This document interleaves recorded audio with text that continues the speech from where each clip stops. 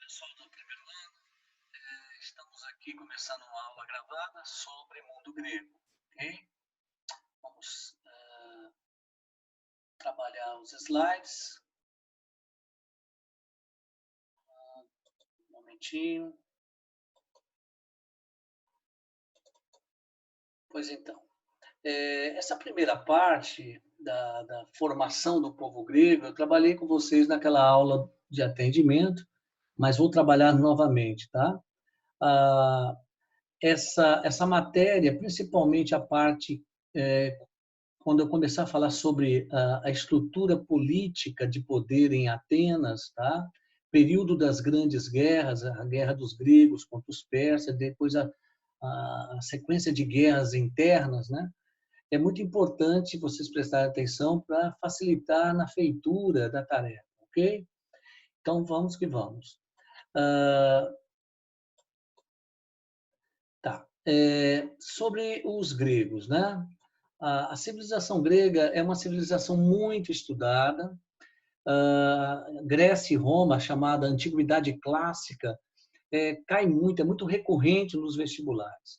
E por uma razão plausível, né? Nós temos muito de mundo grego e de mundo latino no mundo ocidental, né? Nós temos uma forte herança clássica, tá? Bom, então vamos que vamos.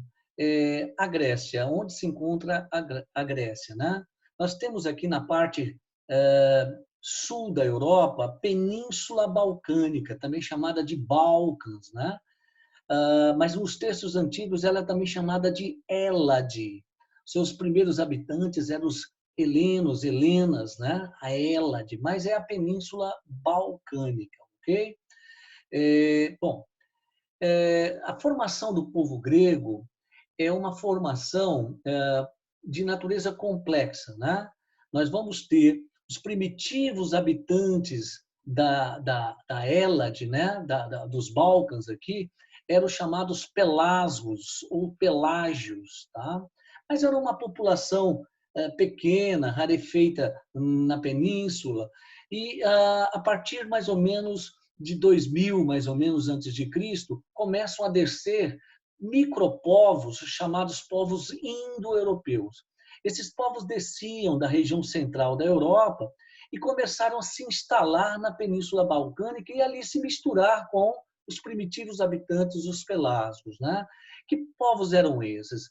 Você tinha os jônios, os eólios, os aqueus e, por último, os dórios. Por volta de 1200, mais ou menos, entra a última leva dos violentos dórios, né? Que vai provocar, inclusive, uma diáspora grega, né? Uma difusão do povo grego por outras regiões ali da bacia do Mar Egeu. Bom, a formação, então, do povo grego se dá com a invasão dos povos indo-europeus ocupando a península, se misturando com os pelágios, mas já havia aqui uma desenvolvida civilização, a civilização minoica, a civilização da ilha de Creta. Então, está mostrando aqui nessa seta vermelha, né, a ilha de Creta, tá, ok? A maior ilha aqui, ó, dessa região do Mediterrâneo Oriental. Ela é maior ainda do que a ilha de Chipre, né? Bom, mas enfim, a civilização minoica ou cretense, que tinha como cidade principal a cidade de Knossos, é uma civilização mercantil, né? Os cretenses logo cedo já começaram também a competir ali nas águas do Mediterrâneo Oriental com fenícios, né? E a civilização cretense teria sido dominada pelos aqueus e jônios por volta de 1400 a.C. Mas o que interessa nesse momento é que nós vamos ter uma mistura mesmo, né? Ou seja, a formação do povo grego, né, vai se dar por indo-europeus, primitivos pelasgos e também uma parte, né, do envolvimento deles com a civilização cretense, né? Então é desse hibridismo aí, tanto étnico como cultural, que você tem a nascente do povo grego, tudo bem? Bom, algumas características da civilização cretense, como eu já falei, né? Era uma ilha que não tinha muito solo fértil, né? Por isso uma fraca agricultura, eles também vão estar voltados para o mar.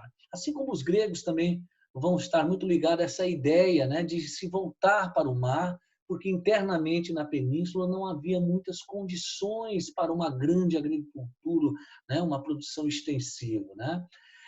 Como eu falei, a cidade que praticamente era uma capital, cidade de Knossos, né? O destaque para um período de apogeu, que foi o período do rei Minos, né? Que os gregos, inclusive, contavam, né? De certa forma, pela oralidade, pela tradição, né? Que como os gregos dominaram os cretenses. Aí tem todo o mito, né? Toda aquela narrativa, né? Do Teseu vencendo o monstro do Minotauro, né? Bom, então aí você tem a civilização cretense. E aí, né, nós já fizemos na aula de atendimento essas duas questõezinhas, né?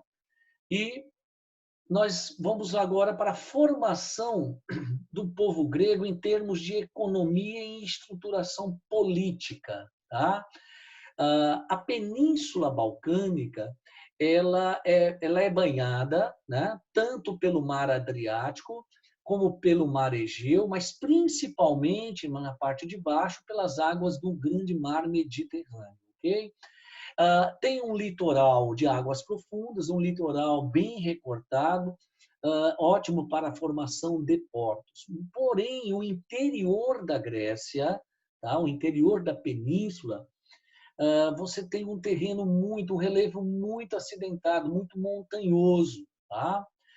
Mais ou menos nessa figura você percebe como o relevo era extremamente montanhoso, era não, é até hoje, né? Na Península Grega, na Península Balcânica.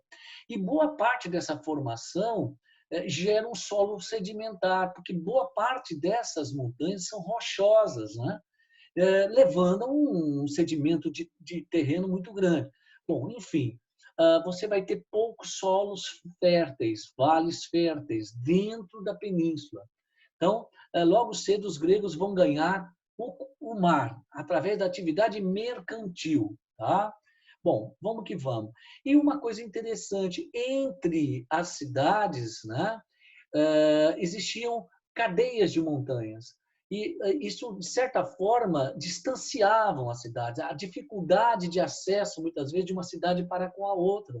Isso gerou, de uma certa forma, um certo localismo. Cada cidade vai se tornando um estado, com governos diferentes, cada cidade com suas autonomias e soberanias, né? De maneira que vai gerar uma estrutura também que a gente chama de cidades-estados. Tá? Bom, os gregos nunca formaram um Estado unificado, né? Uma capital, um império grego com uma capital. Bom, e aí nós temos o modelo de vida grego do interior, né? A Grécia continental, e o modelo de vida grego das cidades litorâneas, costeiras. Né? É por isso que muitas vezes a gente estuda o modelo Atenas e o modelo Esparta. Por quê? Porque estudando Atenas e sua composição social, econômica, política e tal, você percebe mais ou menos, tá, o padrão de vida grega do litoral, tá, dos gregos do litoral. Enquanto que, quando você estuda Esparta, né, tirando alguns detalhes, logicamente, algumas especificidades só de Esparta, mas você percebe o modelo de vida grego do interior, né? Longe do litoral, etc. Tá ok? Bom, e aí analisando a grande cidade de Atenas, né? Bom, Atenas tinha uma economia ligada a um porto, ao porto do Pireu, tá? Só voltando aqui, você vê que Atenas, ela se encontra, né, bem próxima ao litoral, ligada ao porto do Pireu. E Esparta está lá na península do Peloponeso, que é uma península dentro da grande península balcânica, né? Está longe do litoral, ok? Bom, então Atenas, por estar à beira de um porto, né, encostado no porto, ela vai ter uma economia extremamente dinâmica, com base na moeda, nas trocas de mercadorias também, numa indústria de navios muito grande, um estaleiro muito bom, e uma indústria artesanal também muito boa. E na região da Ática, para não dizer que a agricultura não produzia muita coisa, Atenas, a região da Ática, produzia muito vinho e azeite. Tá? Bom, mas o forte de Atenas vai ser o comércio marítimo. E aí nós vamos ter a sociedade ateniense também dinâmica. Você tinha a classe da elite, né? O vértice da pirâmide. A elite eram os eupátridas, os bem-nascidos, os que tinham as melhores terras, tá? Famílias tradicionais, né? O costume dava privilégios a eles, né? Eram chamados bem-nascidos, eupátridas. Logo em seguida, vinham os pequenos e médios donos de terras, que viviam na base da dificuldade ali, tal, com pequena produção, às vezes a produção só de autossuficiência, os chamados georgóis. Né? Logo em seguida vinha o fragmento social mais interessante, os demiurgos, os mercadores, né? Pequenos e médios industriais ali, né? De artesanatos, tal, mas o forte eram os comerciantes da cidade em torno do porto do Pireu. Então, nós vamos ter os demiurgos, os comerciantes, e dentro dessa fração aí social, nós vamos ter um segmento chamado metecos, tá?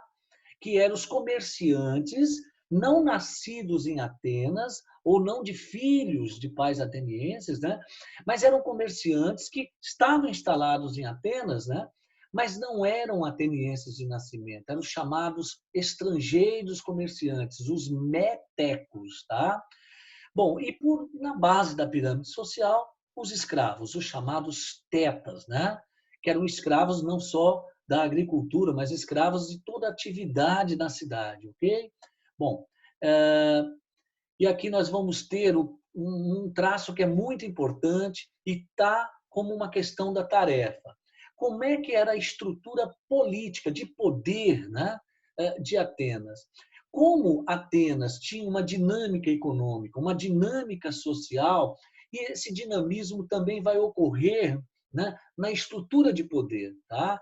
Em Atenas, nós vamos ter a evolução de Atenas da forma oligárquica, depois, um curto momento, pela forma da tirania, até chegar na forma mais interessante, que foi a experiência da democracia na Grécia, com Clístenes e chegando até Péricles. Né? Bom, mas vamos lá. Na fase da oligarquia, uma fase, né, mais antiga da vida de Atenas, você tinha os cargos, os votos, né, a participação na Assembleia por parte apenas dos eupátridas, né, dos donos de terras. Eles ocupavam cargos, eles elegiam representantes, eles mesmos votavam. Estava restrita a essa oligarquia, né? Oligos pouco, arquia, governo dos poucos, ok? Até que, com a dinâmica econômica, o que acontece? Começa a emergência dos novos ricos, dos comerciantes. E aí, né, os demiurgos começam a fazer uma pressão, querendo voto, querendo cargos, querendo participação, frações de poder. Né? E nessa tensão é criado, então, quase que a consenso, o governo dos legisladores. A cidade passa a ser governada por juristas. Né? Nós vamos ter uma curta experiência de Drácon, tá? Ele fica pouco tempo, que a gente pouco sabe que as leis de Drácon eram leis muito severas, tá? Mas logo em seguida vem a troca, né? Um novo legislador, dessa vez Solon. E aí nós vamos ter Solon fazendo importantes reformas sociais, né?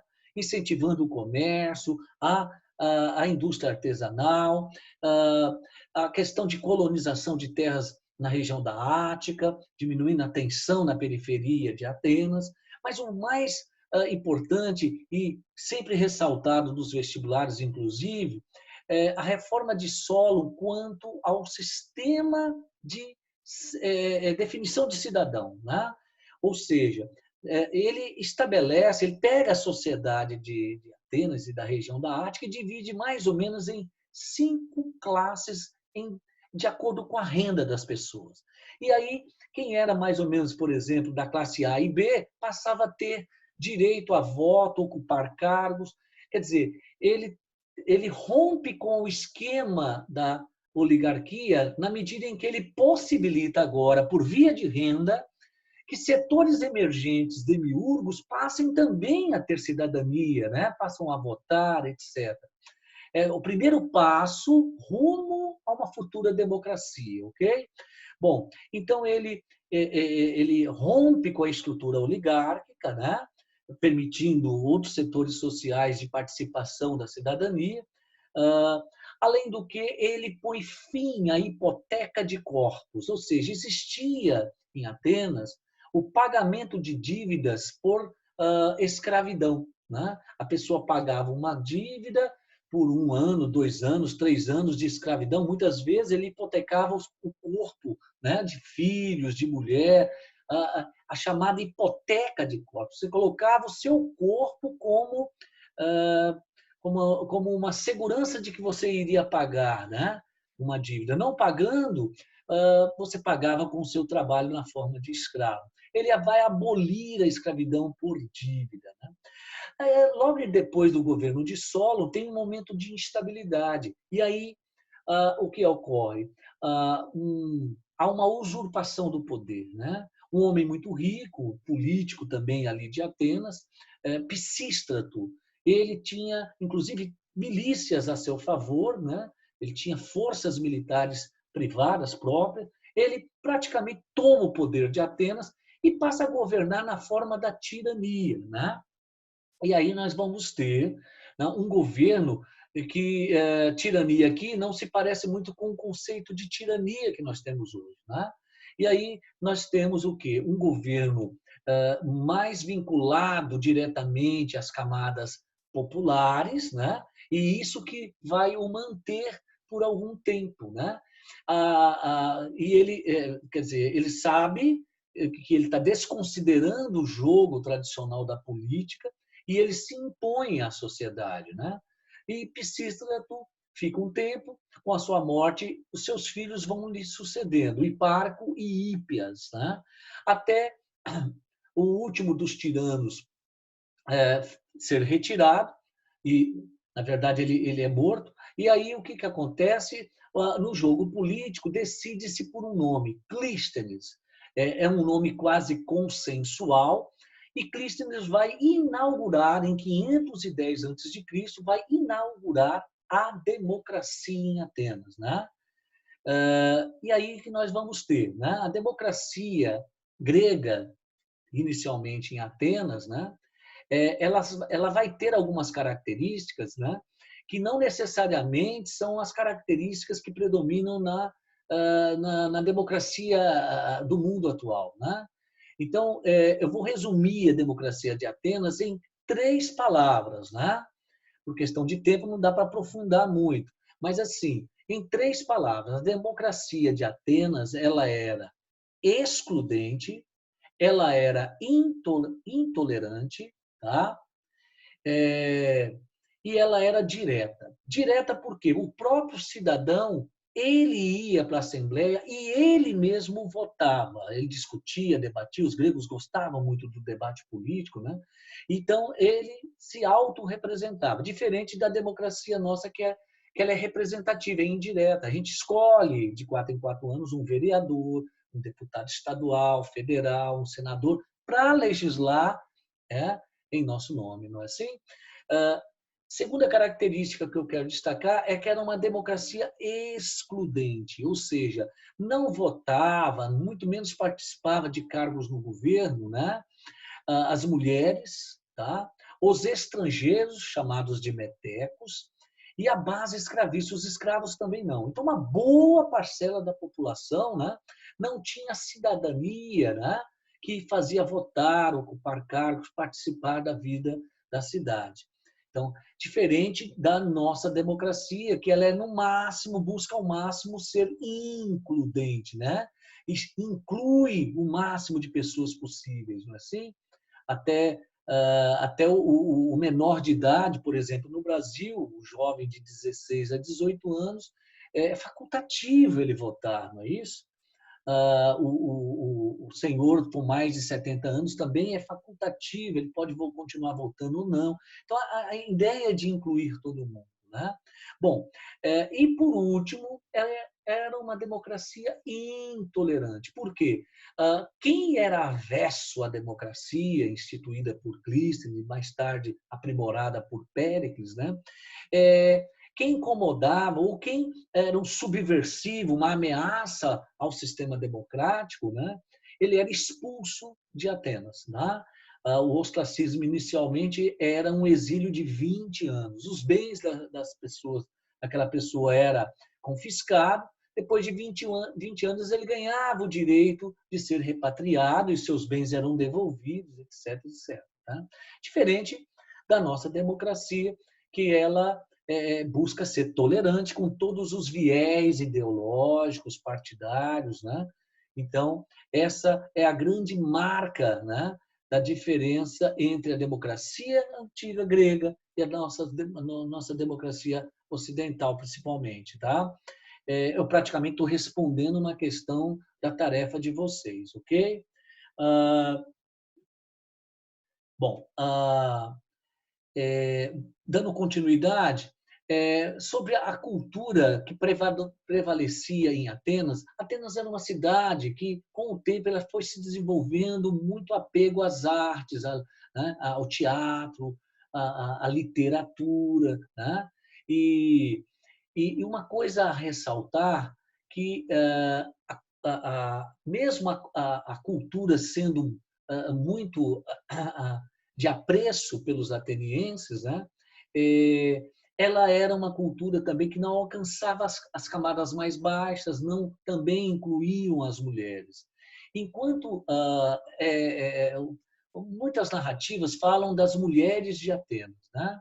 Que as mulheres de Atenas eram muito presas às atividades da casa, né? Existia, inclusive, a ideia de que a mulher só deveria deixar o recinto do gineceu, que era quase um quartinho dentro da casa, só para receber as visitas, fazer as atividades da casa. Né?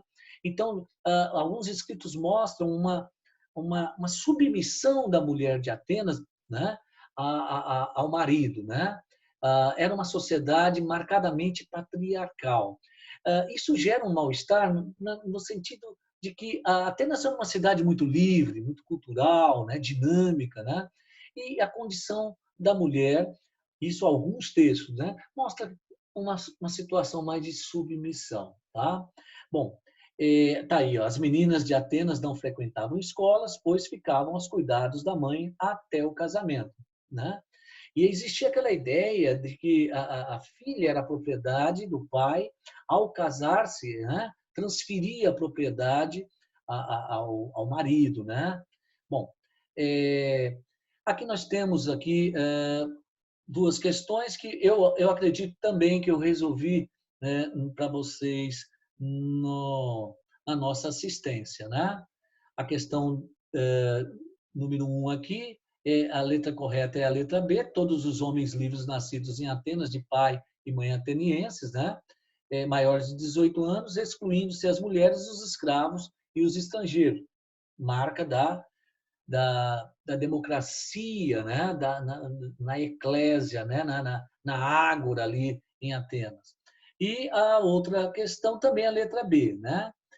Falando sobre o Estado, né? Que a Grécia nunca conheceu um Estado centralizado. Sim, formação política grega é cidades-estado. Cada cidade tinha sua autonomia, sua soberania, suas leis próprias, sua forma de governo. Né? Algumas eram oligarquia, outras já eram democracia, outras já eram monarquia. Né? Então é isso. Letra B, na polis, não havia espaço para cultos, deuses e santuários. No caso, o enunciado está querendo saber o item incorreto, errado, sobre as cidades gregas. Está dizendo que nas cidades gregas não tinha espaço para a formação de templos. Né? Tinha sim, cada cidade, inclusive, tinha o templo da sua divindade protetora da cidade. Né? Atenas, por exemplo, o templo da deusa Atena, que é a deusa da sabedoria. E assim vai. Bom, pessoal, essa aula se encerra aqui, tá? Porque Grécia é um pouco extensa. Eu estou fazendo agora a Grécia número 2, tá? Para dar seguimento. Um abraço a todos, tá? Daqui a pouco eu volto com a segunda aula, ok?